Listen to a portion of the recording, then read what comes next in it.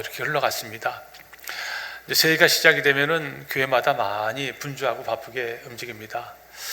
새해를 어떻게 열어갈까, 또 하나님이 주신 사명을 어떻게 감당할 것일까. 그래서 교회마다 굉장히 바쁘고 분주하게 움직입니다. 그래서 교회마다 특별 새벽 기도회를 하지 않습니까?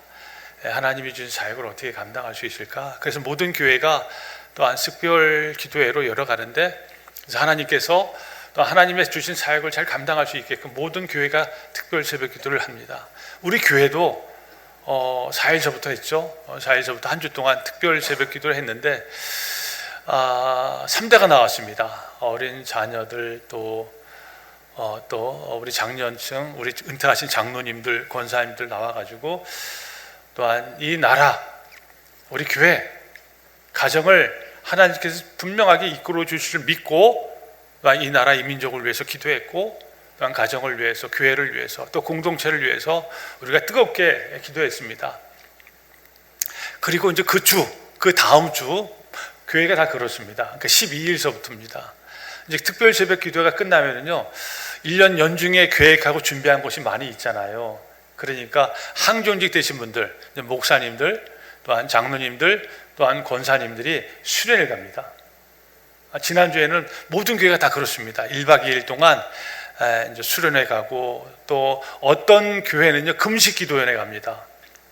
그래서 금식 기도회에 가서 연중 계획을 가지고 내가 어떻게 감당할 수 있을까, 이것을 내가 어떻게 이 교회를 위해서 내게 주어진 사명을 어떻게 감당할 수 있을까, 그렇게 금식 기도회에서 기도하는 분들이 참 많이 있습니다. 그래서 어떤 교회는요 금식 기도회에 가서 정말 하나님께서 이 나라를 정말 이끌어 주셔야 됩니다.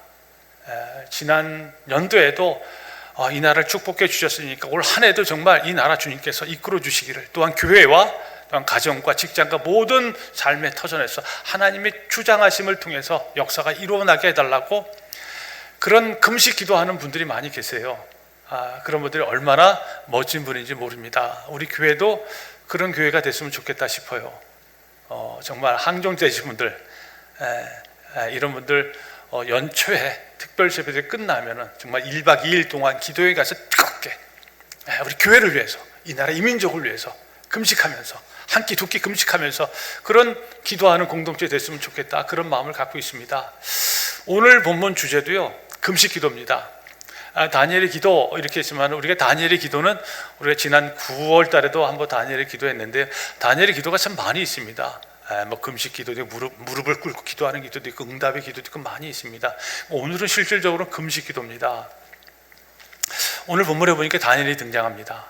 다니엘이 어떤 사람일까요? 다니엘은 꿈의 사람이에요. 환상의 사람이잖아요. 다니엘은 늘 꿈을 꾸고 있었습니다. 그걸 하나님이 주신 환상을 받았습니다. 그리고 아주 멋진 인물이에요. 다니엘은 신앙의 지조를 지키는 인물입니다.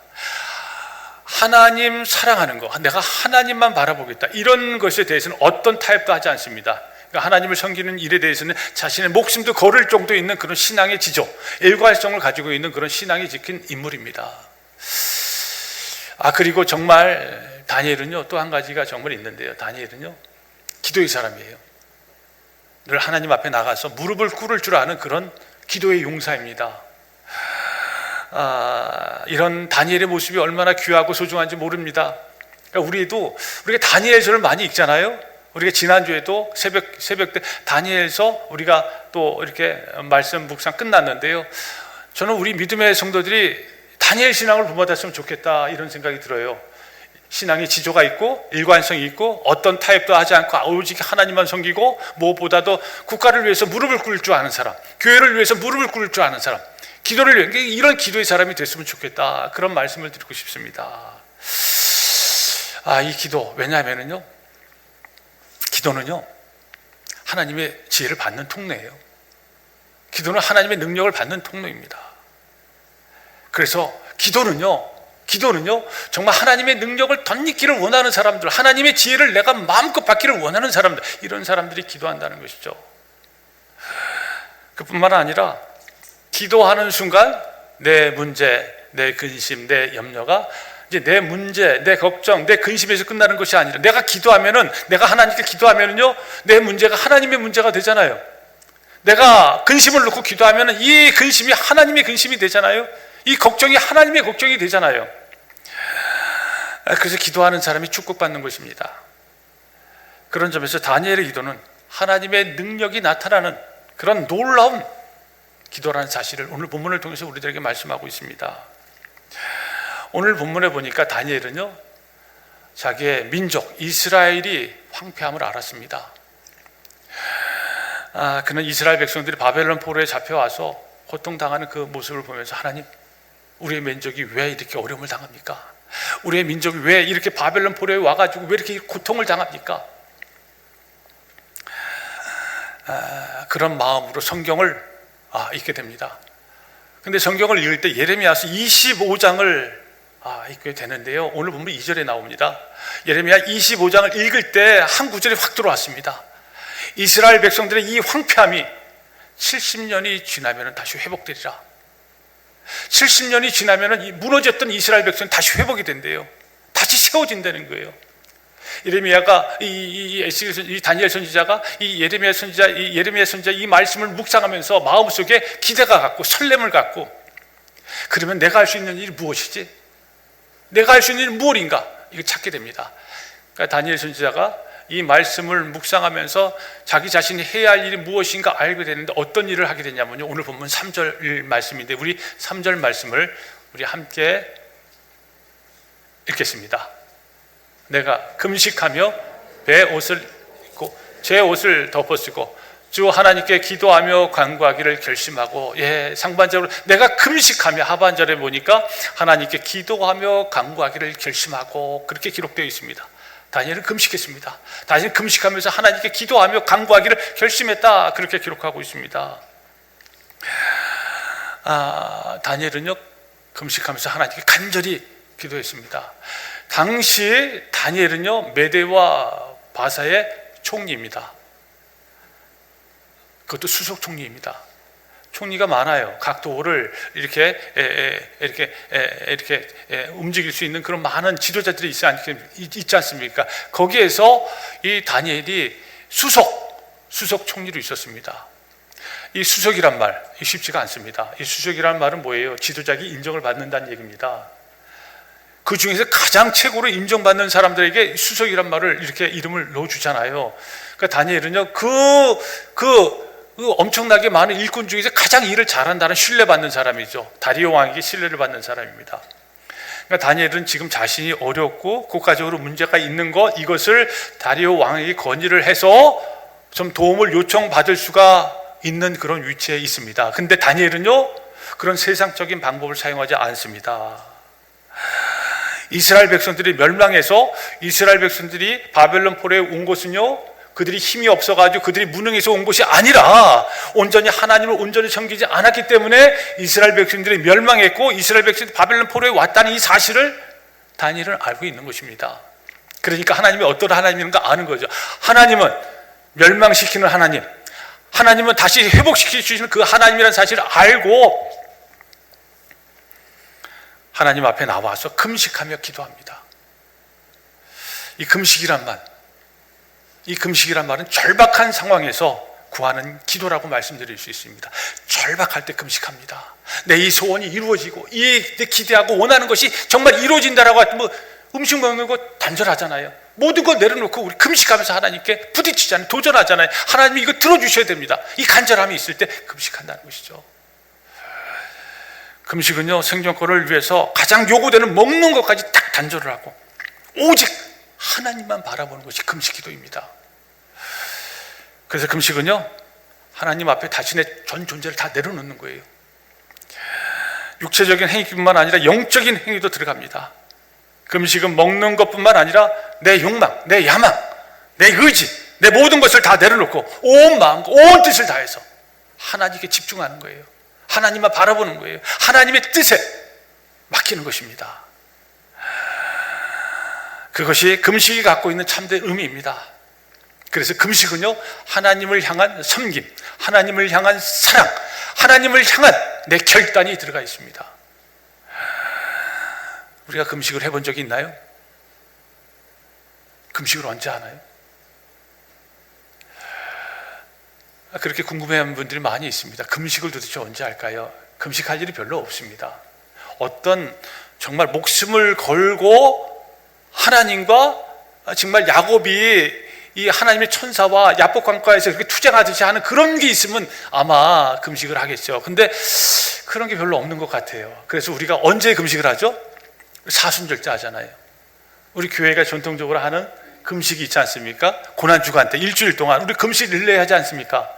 그래서 예수님의 고난에 내가 함께 참여하고 싶습니다. 그래서 어떤 분은 한 끼 금식하잖아요. 어떤 분은 두 끼 금식하고요. 어떤 분은 세 끼 금식하는데 세 끼 금식해도 견딜만 해요. 네 끼 금식하면 허기지잖아요. 다섯 끼 금식하면 배가 좀 고파요. 근데 여섯 끼 금식하면 이게 좀 문제가 있습니다. 3일, 4일 이렇게 금식하게 되면 내 몸에 이상이 오게 됩니다. 그 일주일 금식하면 탈질이 되게 되잖아요. 그러니까 금식이 쉬운 것이 아닙니다. 어렵습니다. 그러니까 어떤 결단이 있을 때 그때 금식 기도를 하게 됩니다. 그러면 어떨 때 우리가 금식 기도하나요? 구약에 보면은요, 모세가 하나님의 말씀을 받을 때 그냥 받았을까요? 아니에요. 40주야를 금식하면서 하나님의 십계명을 받는 내용이 쭉 기록이 되어 있습니다. 그러니까 이 모세는요, 하나님의 말씀을 받을 때 40일 동안 금식하면서 겸허하게 하나님의 말씀 받을 준비를 했다는 것이죠. 엘리야 선지자가 자신을 죽이려는 그런 이세벨을 피해서 도망칠 때 40주야를 걸어서 호렙산에 도착해서 하나님의 음성을 듣게 됩니다. 또한 이스라엘 백성들이 자신의 죄를 고백할 때, 하나님 앞에 나와서 고백할 때 금식하면서 하나님 앞에 나오는 것, 이것이 또한 사무엘상 7장에도 기록하고 있습니다. 그러니까 이 금식이라는 것, 이 금식은 애통해하고 슬프고 이런 모든 그 고통을 내 마음으로 육체적으로 이렇게 드러내는 그런 행위이기도 합니다. 그래서 우리가 이런 금식이라는 것, 또 언제 금식을 하게 될까요? 결단할 때, 아까도 제가 말씀드렸죠. 목숨을 걸고 결단할 때, 이때 우리는 금식하게 됩니다. 에스더 3장에 보면은요, 하만이라는 사람이 있습니다. 이 하만이라는 사람이요, 당시 이스라엘 민족들을 멸족시키기 위해서 계책을 꾸미게 됩니다. 이 계책을 모드리가 알고요, 그때 모드리가 에스더에게 그런 말을 합니다. 왕후여, 당신의 민족이 다 죽는데 당신 혼자 살아서 영화를 누린들 그것이 당신에게 무슨 유익이 있겠습니까? 당신이 왕후가 된 것은 바로 이스라엘 백성들을 구원하기 위해서 당신을 하나님께서 왕으로 세운 것을 알지 못합니까? 그런 얘기를 합니다. 그러니까 이 왕후 에스더가 모드리게를 부릅니다. 당신은 당신 민족에게 가서 사람들을 다 모으세요. 모으셔서 먹지도 마시고 마시지도 마시고 3일 동안 나를 위해서 금식하십시오. 나도 금식하면서 왕의 규례를 어기고 내가 죽으면 죽으리라. 내가 이스라엘 백성들을 내가 살리는 그 마음으로 내 목숨 걸고 금식하겠습니다. 그런 내용이 나옵니다. 예수님께서도요, 공생애를 시작하실 때 그냥 공생애 하시지 않았잖아요. 40일 동안 금식하셨다, 그렇게 기록하고 있습니다. 예수님께서 40일 동안 공생애를 하시면서 얼마나 힘들었을까요? 40일 동안 금식하면 얼마나 고통스럽습니까?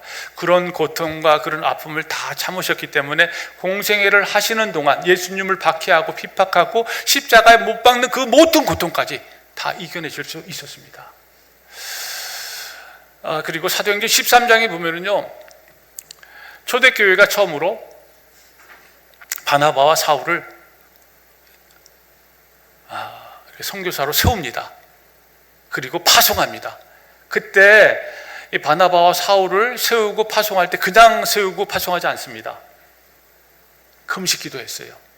금식 기도하고 이 바나바와 사울을 또한 이렇게 이방인의 선교사로 파송을 했는데요, 사도 바울이 그 모든 복음을 증거하면서 고난과 박해가 있어서도요, 포기하지 않고 하나님의 말씀을 온전히 전파할 수 있었던 것은요, 금식하면서 하나님께 결단한 내용이 있기 때문에 어떤 박해가 있어도 그 복음 전하는데 완수할 수 있었다. 저는 그렇게 말씀드릴 수 있습니다.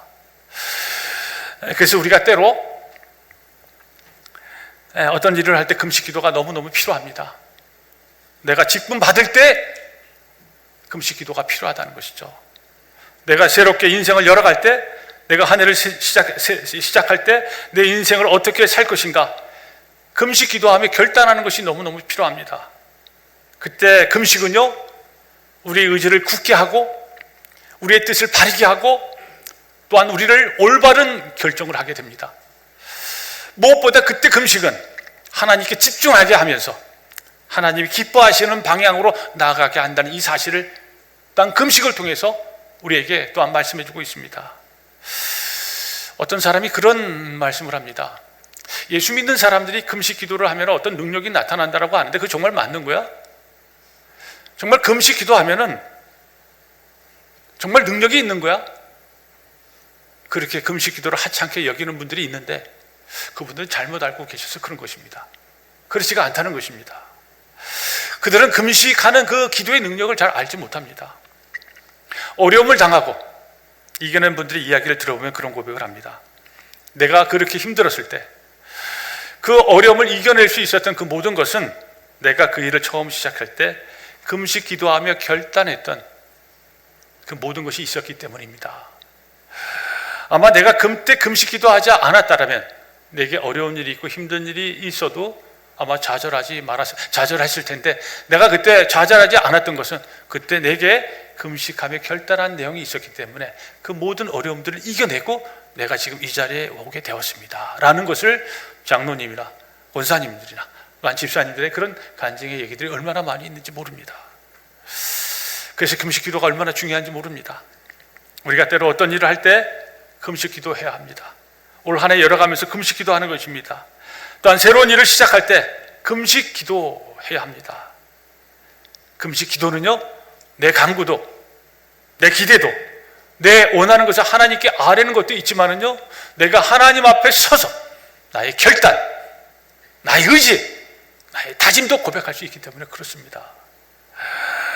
그래서 우리가 금식 기도 하나님 앞에 섰을 때, 하나님, 내가 올 한 해는 내가 하나님만 집중하겠습니다. 내가 하나님만 섬기겠습니다. 내가 어떤 일이 있어도, 어떤 고난이 있고, 어떤 박해가 있고, 세상에 어떤 유혹이 있어도 내가 거기 흔들리지 않고 오직 하나님만 바라보는 인생을 열어가겠습니다. 그런 다짐할 수 있는 것이 바로 금식 기도의 결단입니다. 그래서 우리가 직분을 받을 때 금식 기도가 필요하고, 그리고 무언가 새롭게 시작할 때 조금 늦은 감이 있지만은 늦지 않았습니다. 우리가 올 한 해 열어가고 있지 않습니까? 때로는 한 끼, 때로는 두 끼 다 좋습니다. 내가 어떻게 살 것인가? 내가 올 한 해는 어떤 삶을 살 것인가? 하나님 앞에 결단하는 것이 너무너무 중요합니다. 우리 각자 결단의 내용들은 다 다를 것입니다. 그 결단의 내용이 어떤 내용이든, 가정에 대한 결단이든, 직장에 대한 결단이든, 자녀에 대한 결단이든, 직분에 대한 결단이든, 그 모든 해결이 하나님께 있다는 사실을 늘 기억하시면서 우리가 금식 기도를 하는 것입니다. 금식 기도할 때 내 모든 것을 내려놓는 것입니다. 내 욕심도, 내 야망도, 내 이기적인 것도 다 내려놓고 내 삶 전체를 걸고 하나님께 금식 기도하는 것입니다. 이것이 너무너무 중요합니다. 그러면 우리가 어떤 결단을 해야 될까요? 올 한 해 우리에게 주어진 많은 일들을 할 것입니다. 교회에서도, 또한 직장에서도, 가정에서도, 내 삶에서도 어떤 결단도 좋습니다. 그런데 우리에게 어떤 결단을 해야 될까요? 우리 한번 히브리서 4장 14절 말씀인데요, 우리 함께 읽겠습니다. 그러므로 우리에게 큰 대제사장이 계시니 승천하신 이 곧 하나님의 아들 예수시라. 우리가 믿는 도리를 굳게 잡을지어다. 우리가 믿는 도리를 굳게 잡을지어다. 누굴 붙잡아야 되나요? 우리가 믿는 도리가 누군가요? 예수님이시잖아요. 하나님의 아들이신 예수님을 굳게 잡으라. 그런 결단을 해야 됩니다. 우리가 2026년도를 열어가면서 무엇을 잡고 가느냐에 따라서 우리의 삶이 승리하는 삶이 될 수 있고 우리의 삶이 멸망의 길로 갈 수 있다는 것입니다. 우리가 무엇을 붙잡고 가야 되나요? 우리가 무엇을 붙잡고 가야 된다고 하니까 이것저것 잡된 것을 많이 붙잡고 가는데요, 어떤 분들은요, 돈과 재물이 나를 지켜준다고 돈과 재물을 붙잡는 분들이 계십니다. 어떤 분들은요, 지식이 나를 지켜준다고, 어떤 사람은 인간관계가 나를 지켜준다, 어떤 사람은 경험이 나를 지켜준다고 그것을 꽉 붙잡고 있는데요, 물론 돈과 재물이 필요합니다. 경험과 지식도 필요합니다. 인간관계도 필요합니다. 하지만 그것이 우리를 지켜주지 않는다는 것이죠. 우리가 올 한 해 무엇을 붙잡아야 할까요? 우리가 올 한 해 어떤 것을 붙잡고 우리의 인생을 열어가야 될까요? 세상적인 것을 붙잡아야 되나요? 돈과 재물을 붙잡아야 되나요? 내 지식을 붙잡아야, 내 지혜를 붙잡아야 되나요? 아니면 경험을 붙잡아야 되나요? 아닙니다. 이런 세상적인 것을 붙잡는 것이 아니라 오늘 말씀처럼 예수님을 붙잡으라. 예수님을 붙잡아야 됩니다.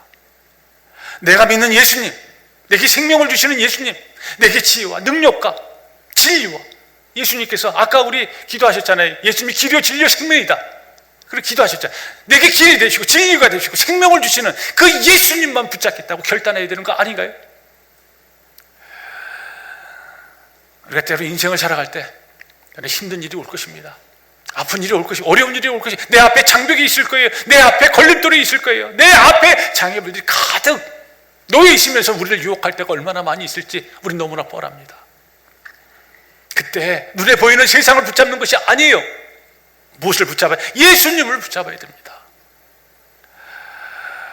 신앙은 다른 것 아닙니다. 신앙은 세상적인 걸 붙잡는 것이 신앙이 아니에요. 신앙은 예수님을 붙잡는 것이 이게 신앙인 것입니다.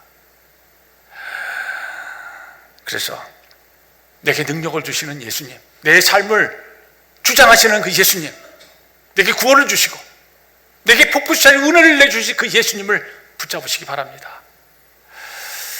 우리 모두 올 한 해, 아니 평생 내가 어떤 일이 있어도,